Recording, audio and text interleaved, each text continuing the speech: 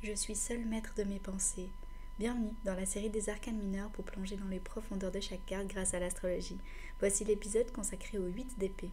En numérologie, le 8 fait référence à une passion, un désir, une volonté d'excellence et de perfection.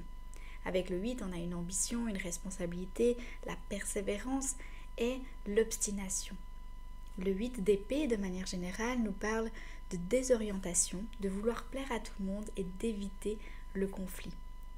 Avec le 8 d'épée, on vient se rappeler que les pensées peuvent être des motivations, pas nécessairement un poids, qu'on aura tendance à se sentir enfermé, bloqué, pas du tout libre dans nos actions. On se sent vraiment enfermé dans un monde déjà tout défini, coincé dans un environnement pas du tout adéquat et d'avoir l'impression de ne rien pouvoir faire.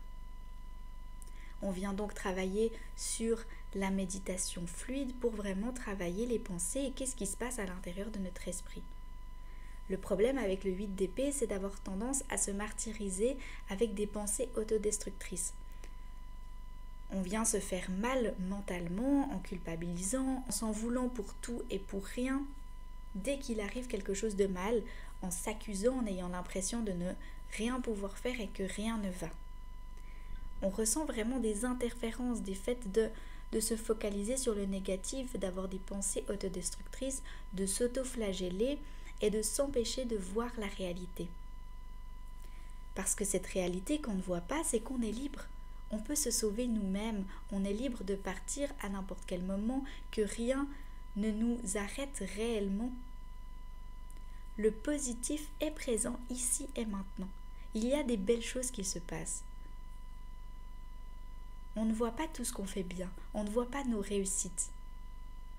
Parce que finalement, ici et maintenant, il y a autant de positifs que de négatifs.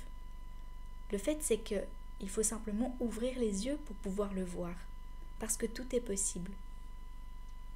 En astrologie, on vient travailler avec la balance qui nous rappelle que vouloir plaire à tout le monde, au final, c'est simplement vouloir éviter les conflits qui se créent à l'intérieur et à l'extérieur de soi. Avec le Verseau, quant à lui, on vient voir que finalement on a l'impression d'être trop bizarre pour le monde et de ne pas réussir à s'inclure dans la société actuelle. Dans les représentations du tarot de ce 8 d'épée, on voit notamment dans le tarot de Marseille ici, qu'il y a une fleur au centre des 8 épées qui se suffit à elle-même. Elle est parfaite telle qu'elle est, et les 8 épées autour d'elle la protègent. Mais elle la protège dans son entité présente actuellement. Si elle veut grandir, évoluer, elle ne peut pas parce qu'elle est bloquée dans cette perfection de l'instant. Alors on vient justement apprendre à se libérer, de se détacher de cette restriction. Parce qu'on peut avoir tendance à s'enfermer dans ses propres croyances et le fait de poser ses limites, de se détacher, ça peut nous empêcher de voir quelque chose d'autre, de nouveau. Si on regarde la représentation du Morgan Grey Tarot, on voit qu'il y a une femme devant un château. Elle est loin de la stabilité, elle est partie de cette stabilité, elle est pourtant ligotée, son corps ne peut plus bouger. Autour d'elle, il y a plein d'épées qui l'empêchent de bouger. Elle a un bandeau sur ses yeux qui fait qu'elle ne voit rien. Elle ne peut ni voir ni parler parce qu'on voit que le bandeau impacte aussi sa bouche. En fait, ça impacte l'entièreté de son visage. Elle est complètement paralysée par ses bras, son corps, son visage et tout autour d'elle, elle ne peut pas bouger. Dans les tarots des rêves de Gaïa ici, on voit que la représentation qu'on fait de ce 8 d'épée, c'est plutôt une représentation de l'ego, de la vérité, des responsabilités et de leurs conséquences. On voit que l'ego ne dit pas toujours la vérité, qu'il y a des effets qui font que certaines décisions doivent être suivies. Avec cette représentation, on voit qu'il est temps de changer de la manière d'être et d'assumer ses erreurs. Parce que certaines conséquences sont inévitables et on fait tous des erreurs. Même la mémoire est imparfaite finalement. Donc même notre esprit peut faire des erreurs. Ici, avec le Lilifer Tarot, on voit que le personnage a l'impression d'être emprisonné par des paroles extérieures, parce que les épées viennent de l'extérieur par des mains d'autres personnes qui viennent la pousser dans ses retranchements, la pousser dans un coin, comme si après elle ne pouvait pas s'échapper. Pourtant, elle a la volonté de s'étendre, d'évoluer. On voit que le serpent rouge prend de la place. Et finalement, le serpent prend la majorité de la place de la carte. Et que les épées en bas, oui, sont restrictives, mais que ce sentiment de se faire restreindre par les épées d'autres personnes, c'est finalement des croyances, des limitations. Ça peut être aussi des paroles, des choses qui ont été dites, des avis ou des conseils, mais que finalement, elle a la capacité de partir dans l'autre direction, d'évoluer, de s'étendre, de ne pas écouter ces paroles-là. Et on voit que ce qui a été utilisé en astrologie, c'est Jupiter et Gémeaux. On retrouve la même chose ici dans le Fortuna Tarot, c'est Jupiter et Gémeaux ici dans le coin. Et donc, Jupiter en Gémeaux, ce que ça nous dit ici, c'est le fait de trop penser. Jupiter, c'est la planète de l'expansion et les Gémeaux, c'est ceux qui ont 1000 idées à la minute et qui réfléchissent beaucoup trop.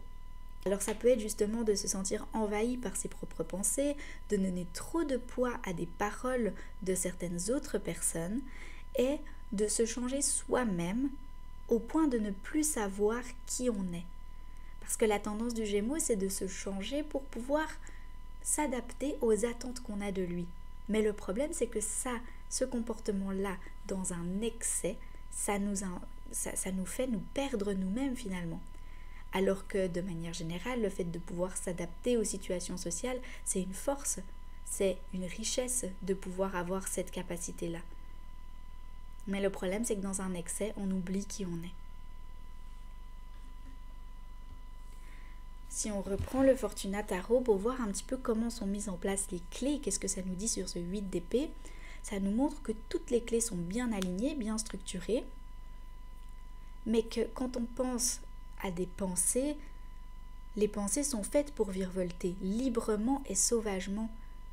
Les idées, les pensées sont faites pour venir repartir, pas pour être alignées précisément dans un ordre strict.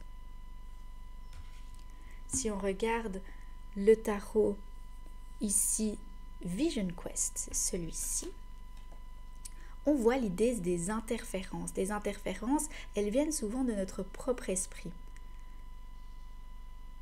Mais la sensation, c'est qu'elles viennent de l'extérieur. Donc finalement, ce qui nous interfère, c'est notre remémoration, notre mémoire des événements passés, de nos dires, de nos discussions, de paroles blessantes ou de croyances limitantes. Et on a l'impression que c'est à cause des autres qu'on est comme ça, qu'on est bloqué. Et finalement, ce qui nous bloque, c'est nous-mêmes, c'est notre propre esprit.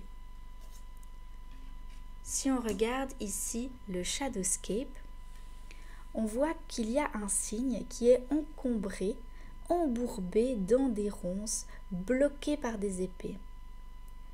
Et finalement, sous lui, il y a de nombreux oiseaux qui sont morts. Et au-dessus de lui, il y a un colibri, un symbole d'espoir, de liberté, de joie, qui lui montre le bon chemin. Et on voit que le signe essaye de l'appeler à l'aide, comme si le petit colibri pouvait le tirer de là lui-même en le soulevant. Mais finalement, cette liberté, cette joie de vivre est déjà en lui. L'important, c'est de se focaliser sur l'éveil du colibri intérieur. Comment ce colibri peut se trouver en lui-même pour réussir à s'échapper de là?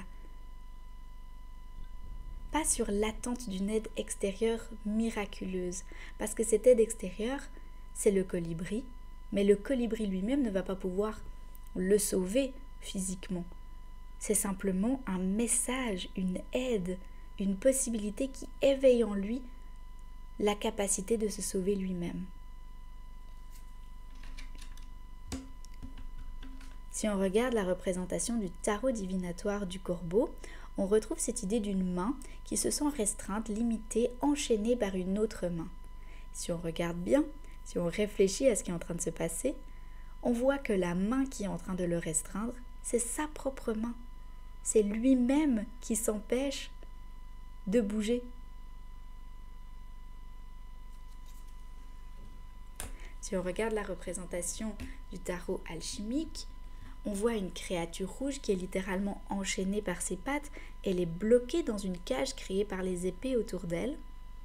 Elle ne peut pas s'exprimer telle qu'elle est réellement et se développer dans son plein pouvoir. Elle n'est pas dans un environnement adapté pour sa réelle essence. Alors ça peut représenter justement ce monstre intérieur, ce démon intérieur qui vit en nous, qu'on a l'impression de devoir restreindre pour correspondre à une certaine société, des attentes qu'on a de nous. Mais ce n'est pas notre réelle essence. Et on serait totalement accepté dans un environnement adapté avec des personnes qui ont les mêmes croyances, les mêmes idées, les mêmes envies que nous. Dans la représentation originale du Rider-Waite-Smith, on découvre vraiment cette femme qui est loin de ce château, comme si elle a été expulsée de cette stabilité connue et confortable. Alors là, dans cet environnement obscur, elle ne voit plus rien, elle ne peut plus bouger ses bras. Mais ce qu'elle peut faire, c'est marcher, parce qu'on voit que ses jambes, elles ne sont pas ligotées. Donc elle peut très bien bouger les jambes et s'en aller. Alors bon, sous ses pieds, on voit de la vase, donc effectivement, ce n'est pas un lieu très favorable au changement. Mais elle peut partir. Devant elle, il n'y a pas d'épée. Autour d'elle, oui. Mais devant elle, il n'y en a pas. Et si on regarde justement le New Vision Tarot ici, c'est voir qu'est-ce qu'il y a devant elle. Devant elle, il n'y a absolument rien. Elle est capable de simplement s'en aller. Elle est là, le problème, c'est qu'elle ne s'en va pas. Et qu'est-ce qui se passe? C'est qu'au-dessus d'elle, il y a toute une ribambelle d'oiseaux qui sont vraiment des rapaces et qui commencent à s'approcher d'elle parce qu'elle se comporte comme une morte. Comme si elle allait bientôt mourir. Elle est dans l'inaction totale. Et donc ils vont venir s'occuper d'elle comme une créature morte finalement. Alors que devant elle, tout est possible. L'horizon est ouvert à la découverte, aux possibilités infinies. Alors qu'est-ce qui se passe après? On voit qu'ici, il y a quelqu'un qui vient de la délivrer. C'est comme si finalement elle attendait cette personne qui vient la délivrer, alors que, comme nous le montre le karma, le tarot du bon karma ici, elle est capable de se délivrer toute seule. On retrouve les mêmes éléments, les yeux bandés, les épées autour d'elle, les bras ligotés. Mais elle, qu'est-ce qu'elle fait? Elle a découvert qu'en prenant une des épées qui la limitait tant, elle peut totalement se libérer, se détacher. Elle a décidé de se libérer elle-même grâce aux épées qui l'emprisonnaient. Avec le 8 d'épée, on peut donc se demander qu'est-ce que les mots que j'utilise m'apportent? Est-ce qu'ils sont en train de m'éveiller ou de me rabaisser? Et comment je peux utiliser ces mots-là pour me libérer moi-même?